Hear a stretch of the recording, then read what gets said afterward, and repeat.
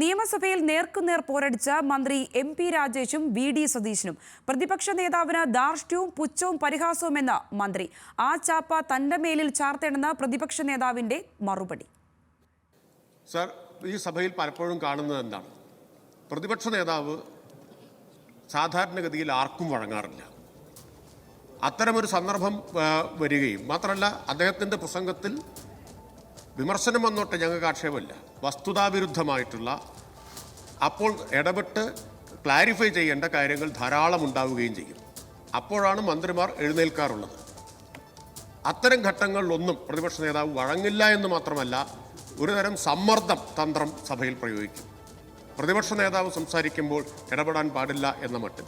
പ്രതിപക്ഷ നേതാവ് മന്ത്രിമാർക്കെതിരെ സഭയിൽ സംസാരിക്കുന്നത് വ്യക്തിഹത്യ നടത്തുന്ന രീതിയിലാണെന്ന് പാർലമെന്ററി കാര്യ വകുപ്പ് മന്ത്രി എം.പി. രാജേഷ് ആരോപിച്ചു.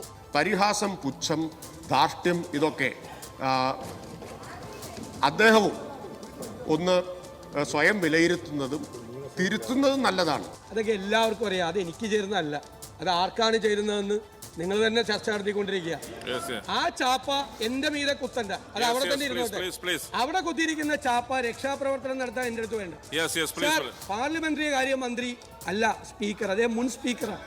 അദ്ദേഹം കുറച്ച് ദിവസമായിട്ട് സ്പീക്കറാകാൻ ശ്രമിക്കുക. പ്രതിപക്ഷ നേതാവിനോട് അങ്ങേയറ്റത്തെ ആദരവാണ് ഞങ്ങൾക്ക് എല്ലാവർക്കും ഉള്ളത്. ആ ആദരവ് നിഷേധിക്കുന്ന തരത്തിൽ അല്ലെങ്കിൽ അതിനെ ദുരുപയോഗിക്കുന്ന തരത്തിൽ അദ്ദേഹം പലപ്പോഴും പെരുമാറുന്നു എന്നത് ഖേദത്തോടു കൂടി പറയേണ്ടി വരികയാണ്. ഞാൻ ഇപ്പോഴും പറയുന്നു, അങ്ങ് ചെയറിലിരുന്നുകൊണ്ട് ആ സീറ്റിലിരുന്നുകൊണ്ട് പറയുന്ന ഏത് നിർദ്ദേശങ്ങളും പ്രതിപക്ഷം ഇവിടെ സ്വീകരിക്കും. ഞങ്ങൾക്ക് പ്രതിഷേധം ഉണ്ടാകുമ്പോൾ സാധാരണ രീതിയിൽ പാർലമെന്ററി രീതിയിൽ ഞങ്ങൾ പ്രതിഷേധിക്കും. അല്ലാതെ പാർലമെന്ററി കാര്യമന്ത്രി സ്പീക്കറായി പ്രതിപക്ഷ നേതാവിനെ നിയന്ത്രിക്കാൻ പാടില്ല. കഴിഞ്ഞ ദിവസം ആരോഗ്യമന്ത്രിക്കെതിരെയും ഇപ്പോൾ മന്ത്രി ആർ ബിന്ദുവിനെതിരെയും പറഞ്ഞ വി.ഡി. സതീശന്റെ വാക്കുകൾ ചൂണ്ടിക്കാട്ടിയാണ് മന്ത്രിയുടെ കുറ്റപ്പെടുത്തൽ. ആരാണ് പരിഹസിക്കുകയും പുച്ഛിക്കുകയും ചെയ്തത്? ബഹുമാനപ്പെട്ട ഉന്നത വിദ്യാഭ്യാസ വകുപ്പ് മന്ത്രിയോട് നിരന്തരമായിട്ട് അത്തരമൊരു സമീപനം സ്വീകരിക്കുന്നത്, ആരോഗ്യ വകുപ്പ് മന്ത്രിയോട് അത്തരമൊരു സമീപനം സ്വീകരിക്കുന്നത് ആരാണ് സർ? ആരാണ് സർ? അദ്ദേഹം നേരത്തെ ഇങ്ങനെ പറയാറില്ല സാർ, നേരത്തെ ഇങ്ങനെ അദ്ദേഹം പറയാറില്ല. ഞങ്ങൾ എക്സൈസ് വകുപ്പിനെതിരായുള്ള അഴിമതി ആരോപണം കൊണ്ടുവന്നതിന് ശേഷമാണ് അദ്ദേഹം വ്യക്തിപരമായി എന്നെ ടാർഗറ്റ് ചെയ്ത് ഇത് പറയുന്നത്. ഞാൻ പറഞ്ഞത് അങ്ങ് പലപ്പോഴും സ്വീകരിക്കുന്ന സമീപനം ഈ പറഞ്ഞതുപോലെ വളരെ ആരോഗ്യകരമായൊരു സംവാദത്തിന് ചേരുന്നതാണോ എന്നൊരു വിമർശനം ഞങ്ങൾ ഉന്നയിച്ചു. അങ്ങക്കത് സ്വീകരിക്കുകയോ നിരാകരിക്കുകയോ ഒക്കെ ചെയ്യാനുള്ള സ്വാതന്ത്ര്യമുണ്ട്.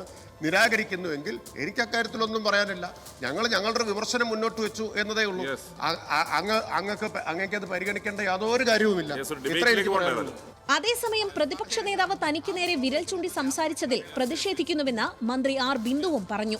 എന്റെ നേരെ വിരൽ ചൂണ്ടി ധിക്കാരം എന്ന് പറഞ്ഞത് അങ്ങനെ ഒരു വാക്ക് ഞാൻ ഉപയോഗിച്ചിട്ടുണ്ടെങ്കിൽ അങ്ങ് തന്നെ നീക്കം ചെയ്തു. അല്ല, അങ്ങ് പറഞ്ഞോ, അല്ലെങ്കിൽ ഞാൻ പിൻവലിച്ചോളാം. അങ്ങനെ പറഞ്ഞിട്ടേ ഇല്ല. അങ്ങനത്തെ ഒരു വാക്ക് ഞാൻ ഉപയോഗിച്ചിട്ടില്ല.